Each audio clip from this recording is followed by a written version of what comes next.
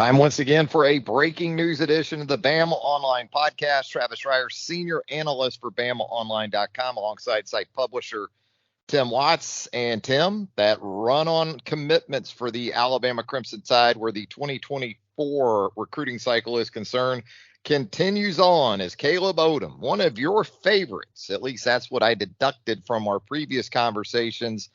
Caleb Odom, 6'4"-ish, 220 pounds, a tight end from Carrollton, Georgia, at least a tight end prospect, Tim. But when you watch this guy on tape, looks like Alabama's just getting a big, talented receiver. Yeah, I agree. I do like saying when people ask, because every commitment, it's can he play tight end? Well, he can play tight end.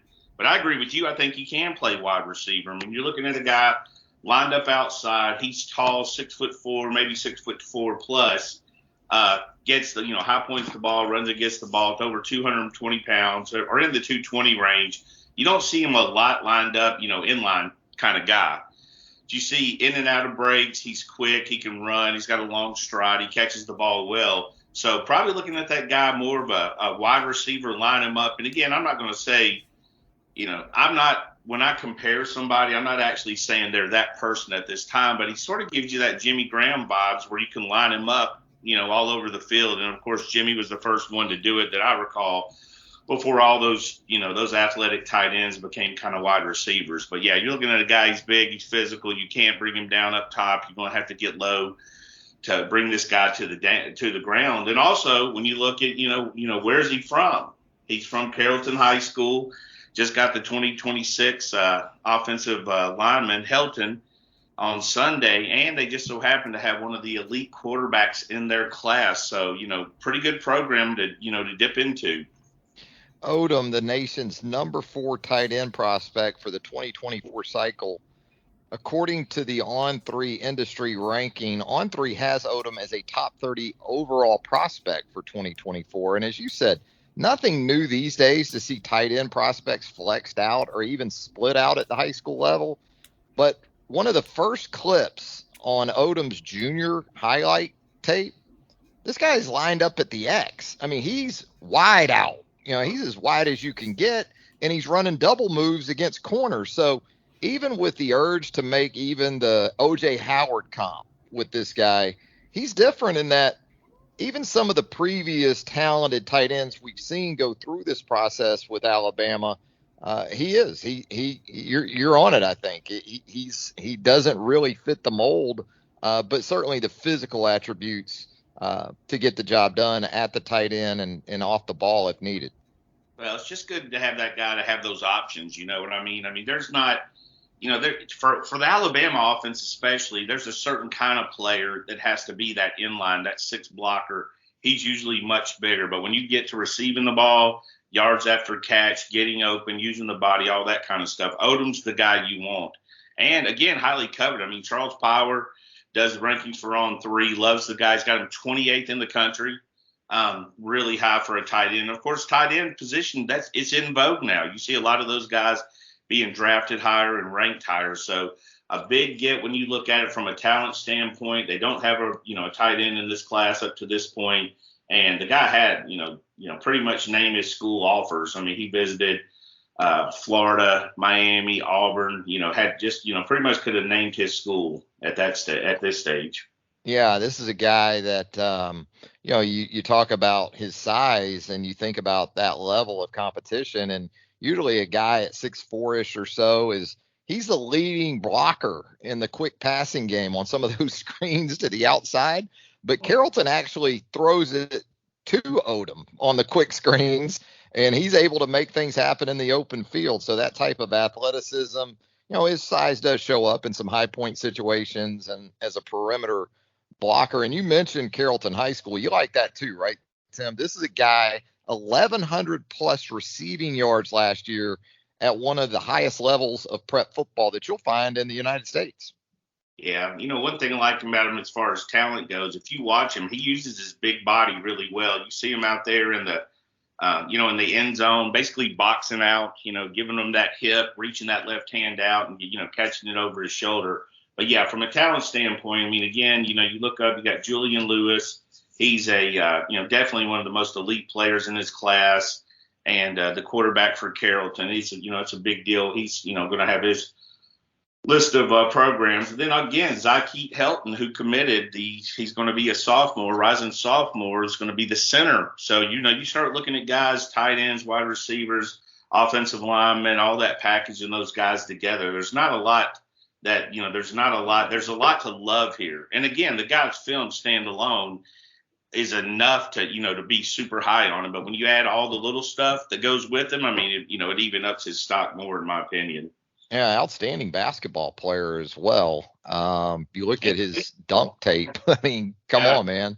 Yeah, and baseball. I mean, this is basketball is the one I saw the highlight tape on. Amari Jefferson, the wide receiver, who's similar to him in ways, although smaller, is the baseball player. But when you look at Amari, who Alabama's definitely, heavily involved with as a wide receiver, and you look at Odom, if you're comparing them tight end to wide receiver, it's not a whole lot of difference other than a little bit of size. But yeah, his dunk highlight tape's amazing. I mean, it's elbows in the rim and, forehead on the backboard almost. Yeah, this is a guy, when it comes to basketball, actually has interest from a couple of SEC programs. I think LSU trying to work that angle maybe, and perhaps Vanderbilt did as well. But an outstanding pickup at the tight end position. You talk about the versatility he'll bring, and especially as a receiver threat. Look, Alabama's got guys at the position that can handle a lot of the inline stuff. I think Danny Lewis is an emerging option in that regard. And you got to remember too, Tim, CJ Dupree could be more than a 1-year guy. He's got multiple years of eligibility remaining. So depth at tight end, options at tight end. Do they take more than Caleb Odom at the position in this cycle? Yeah, I think it's possible. I mean, they were in heavy on Davon Mitchell, who committed to Oklahoma a week ago. And again, they've got the guy, Jay Lindsey, from a small school in Alabama, Butler, Alabama. He's a ASIA guy, but big. I mean, he's a big kid, 6'4", 230 plus pounds. Camped Bama, got an offer. He's committed to Mississippi State. Alabama family. I do know he loves Mississippi State as far as personal, like in the school. And you can see that from a small town guy for sure. And they got on him early. But that's the kind of guy, Jay's the kind of guy where you can see he's a little bit more, he's sort of that yin to the yang when you get a guy like Odom. So I think they would definitely like to get 2 tight ends in this class, and that would be a pretty good pairing between those two. Yeah, it makes sense, right? Complementary options if you go multiples at the position. And Alabama, as we know, even before Tommy Rees, was a tight end, not centric offense, but certainly the tight end has had a place, been a cornerstone of the Alabama offense in the Nick Saban era. And that doesn't look to be changing anytime soon, especially with the addition now of Caleb Odom, the 4-star tight end from Carrollton, Georgia. I'd like to add with Jay Lindsey, he's more of an inline guy than Odom, but we're basically talking about Odom as a wide receiver. But Jay Lindsey can also catch the ball. So this isn't a guy that's just coming in there as a 6 offensive lineman. He's a guy that's got that mental aspect to get in there and get in your chest and put somebody, seal that edge off. But he's definitely a receiving threat too. So, again, 2 guys lined up at different positions that are almost doing the same type of thing. So I think we saw a lot of that with Tommy Rees at Notre Dame, and I think we can see that in the future at Alabama.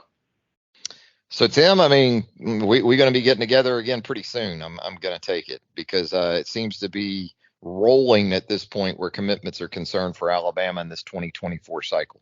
Yeah, we set this, we've talked about it a lot. June always sets the table. We talk about the board because Alabama does have a board, but that board isn't really set. It's never set. You know what I mean? It's never just locked in. It's almost like an artist working on a painting where he's always changing something. I think that's this class and will be through signing day. But yeah, after June, you see that push the last couple of years, getting those kids in camp, and it's more important it's more than just seeing them work out. You know what I mean? They see them in action. They see them on film. They go to the high school and they see them practice. They see them move around. They watch them play basketball and other sports. But also it's a chance to get to know them mentally.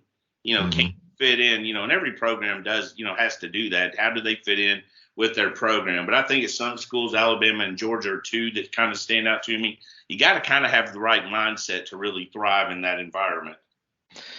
Never more so than right now, right? Because of the transfer portal, because of the ease of movement for players, fit has never been more important than it is right now in really college athletics in general, I guess you could say.